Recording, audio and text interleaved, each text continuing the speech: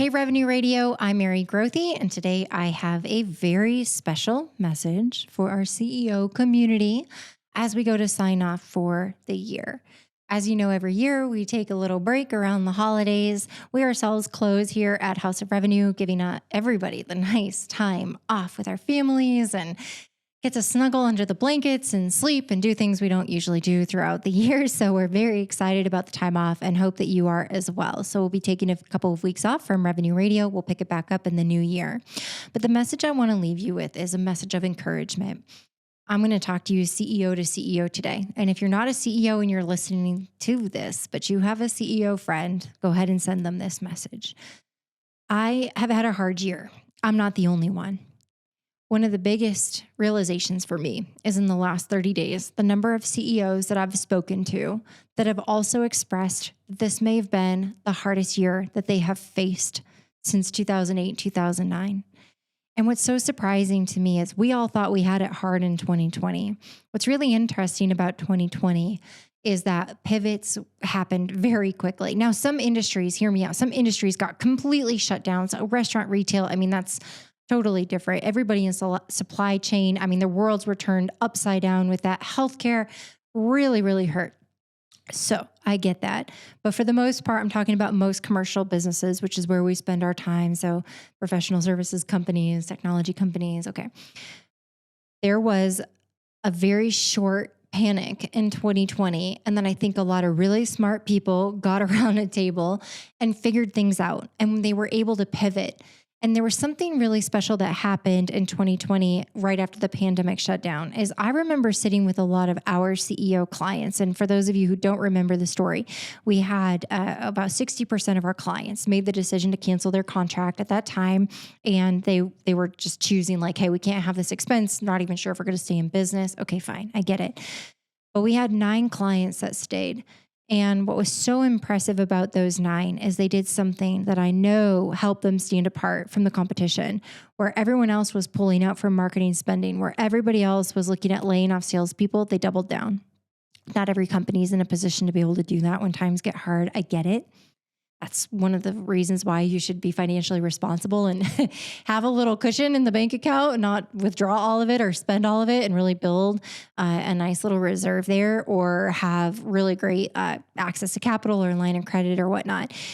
When COVID hit and everybody shut down, the 9 companies that we had left that we served, the one commonality they all had is every single one of them doubled down and increased their investments in sales and marketing. And they won. They won by millions of dollars. The market share they were able to take was unbelievable. We had one of the most fun years in the history of this company. I think my team's actually quite tired of listening to me talk about 2020. I'm not surprised if I show up and someone's like printing me a shirt that says 2020, as it was my absolute favorite year for so many reasons. But when I look at what happened with the pivots that our 9 clients made and how open they were to our go-to-market strategies, our ideas, they really trusted us, and they just said, what do we need to do? And so we had a phenomenal year. Well, it's interesting because things got good again in 2021 and then, early 2022, but then all of a sudden,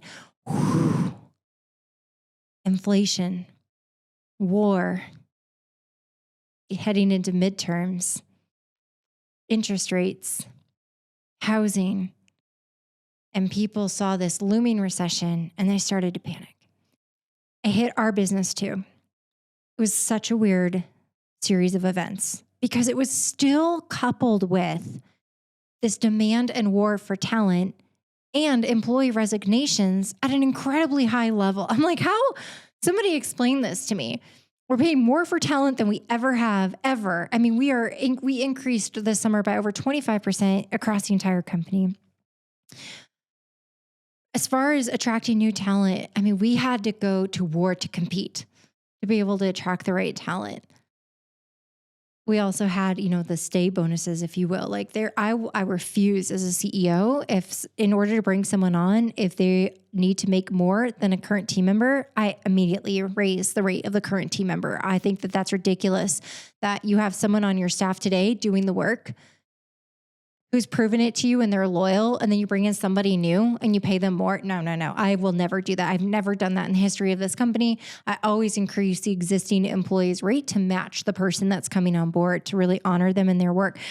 So we're doing that. We're increasing. We're going to market at a super high level. And then we're also getting people plucked because the war for talent is still on.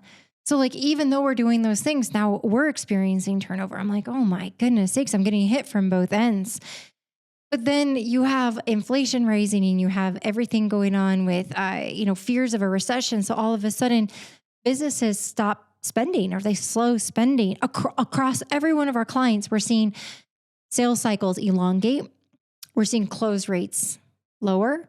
We're seeing lost reason of indecision or not changing anything rise. So they're not even choosing a competitor. They're just choosing to stay the same and not make a change. Very interesting. And it all hit at the same time. And I am a part of a couple of peer groups. I'm friends with a lot of CEOs. And then I also get to do business development for House of Revenue. So I'm speaking with CEOs every week. And my issues, my challenges, what was going on inside of my own company was validated by everyone else that I was talking to. This was a hard year. And as we're in a society today where we feel like we need to put our best foot forward and go out there and be like, look at me, we're so perfect, we're so great, we have this great brand and we have the best people and everyone is so happy. Like, you can put whatever you want to out on social media, but I took a different path. I opened up on this podcast, on my LinkedIn. Like, I've just been telling people how it is. And it's a risk. Because my prospective clients are also on LinkedIn. They're reading this. They're also listening to the podcast. Like, that's creepy, right? Why would I admit anything other than we are amazing? Just somebody who's about to invest $500,000 for us to scale their company. The reality is, I think it's actually better to earn the relationship and to be honest and to say, like, we see you and we get you. And by the way, we just navigated this and we were able to do a complete rebuild and turnaround in 5 months. Let us help you. We just earned that badge. We're better. We're stronger. We're battle tested. Let us help you during this difficult economic climate. Scale your company because we just figured it out and we're growing again and our profit is back up. Like, this is such an incredible turnaround. My encouragement to you, CEO, is do not be discouraged going into the end of the year. Yeah, sure. Okay. A recession may happen. Like, things are happening right now in the market and who knows? I mean, it's just a mess. People are offended at an all-time high. Like, poor Elon, he buys Twitter and like everybody's telling him how to run his company. Like, all these people have never run a company. Like, we don't know. We don't know. We can agree, we can disagree, but like outright slamming somebody on social media that you've never met in a situation you don't know. It's like, come on, people, let's cut each other a break. Why are we tearing each other down? Why are we being so mean, so hateful? Why are we so quick to judge and correct people and be so righteous? What happened to loving your neighbor, loving your brother? What happened to extending a hand, being kind? It doesn't cost anything to be kind. Why do we have to be so mean and hateful and pretend like we're perfect and we know better? Because we don't. We're broken sinners. We make mistakes too. And we wouldn't like it if someone had a magnifying glass into our lives and they were poking holes in the wounds. It's just so difficult of the season that we're in. My encouragement to you is to keep your head up. Use this time off. Use the holidays. Please rest. Unplug. I promise you the work is going to be there when you get back. Take the time to shed the stress and the weight of the business and the unknowns and the uncertainty. Get rid of it. Create some clear space in your mind. Find yourself inside of you, in your heart. Forgive yourself for your transgressions this year, for all the things you're replaying the tapes and you're like, I could have done that better. I really screwed up. Like, forgive yourself. Find a way to love yourself for the fact that you grew this year because you dealt with adversity and challenges. Find a way to create some space so that you can recharge. Go reconnect with your kids, your significant other, your friends, your family. Go be present. Shut down the electronics. They're also going to be there when you get back. Pick up a book. Shut off Netflix. I say that chuckling because I don't watch TV anymore, but I can't get out of my smartphone most days or my laptop. But whatever the vice is, whatever's pulling your distraction, whatever's numbing you, maybe it's alcohol. That used to be me. Whatever it is, go outside. Go get your family. Go get your kid. Go for a walk. Go do something. Clear your head and create the space. And then remember who you are. Remember why you started in the first place. Remember how lucky you are to have that team working for you that's aligned for your vision and your mission. And maybe part of the problem, if you have stress, strife, and challenge inside of your business right now, maybe you need a realignment when you come back in the new year. Maybe you need to recast the vision and help people understand the why. My encouragement to you is to hit the reset button. Is to take that time, just breathe, forgive yourself, do some research, do some reading, come up with some new innovative ideas. Going into recession, going into a tough economic climate, this isn't the time to pull back and to stop. If I saw anything, it's the time to double down. You know what happened with our company? I'm going to tell you. There was a week, not that long ago, a few months ago, I thought I was going to lose it all. I looked at the cash left in the bank, and it was the lowest it's ever been in the history of this company. I don't have access to financial resources. I have a line of credit, but it wouldn't be enough to cover a month of expenses. And after the shame and guilt of feeling like I made a lot of financial mistakes that I would ever be in that position, I started to think tactically of like, what do I need to do? And I was in such a reactive, stressed out rut trying to make a financial decision, which is a really bad place, FYI, to make a financial decision. Just FYI, don't do it. But something miraculous happened. I got on a phone call with a strategic partner of ours, and she's a strategic partner, so she can provide deal flow to us. And she made a commitment, and she said, hey, we can bring you 3 deals before the end of the year, and we'll prepay for the year worth of retainer. So that would inject about, $750,000 to $1 million of cash into the bank account. And just like that, the funk and the weight lifted off of me.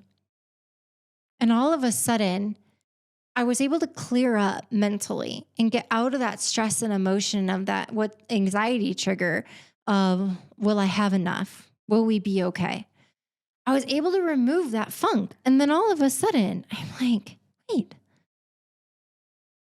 Mary Grothy, you used to be the number one salesperson for a Fortune 1000 payroll and HR company. If anybody knows how to sell, it's you.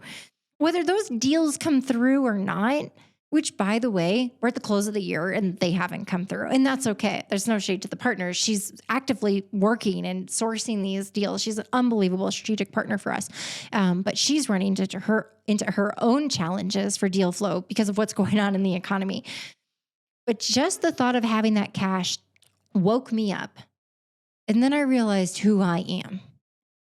I'm a fantastic relationship builder and a salesperson, and I know how to sell. I'm going to sell my way through this problem with good clients. But the only way I can do that is I've got to have a good product. So I immediately went to staff up my team and spent just about every available dollar that we had in the bank account. But I remained prayerful and hopeful, and I prayed to God, and I surrendered this company to him, and I told him my heart. He knew my heart, but I explained the plans. I want to rebuild this the right way. I don't want to take on debt. I want to put my faith and hope in you, that I'm going to honor you through this process.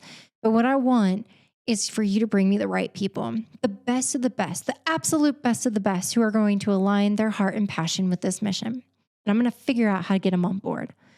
And then I'm going to do what I do best in working that inbound funnel, working the strategic partnerships, and we're going to create deal flow. And that is exactly what happened. But it happened because I took that time to reach out to somebody to ask for help, which is how that strategic partner conversation started, because I was brave enough to ask her, CEO to CEO, will you help me? I need help. That's okay to say. And she did. But what's so interesting is the help that I needed in the moment wasn't a check. It wasn't a deal. It was to remind myself who I am and why I started. And I want to give you that encouragement that if you're having a tough season and a tough go right now, to remind yourself who you are and why you got started. If you're a CEO, entrepreneur, founder, I guarantee you are a cut above. You're a risk taker. You're smart. You've identified a problem in the market that you can solve, and there are few like you. So take this as encouragement as we go into the end of the year.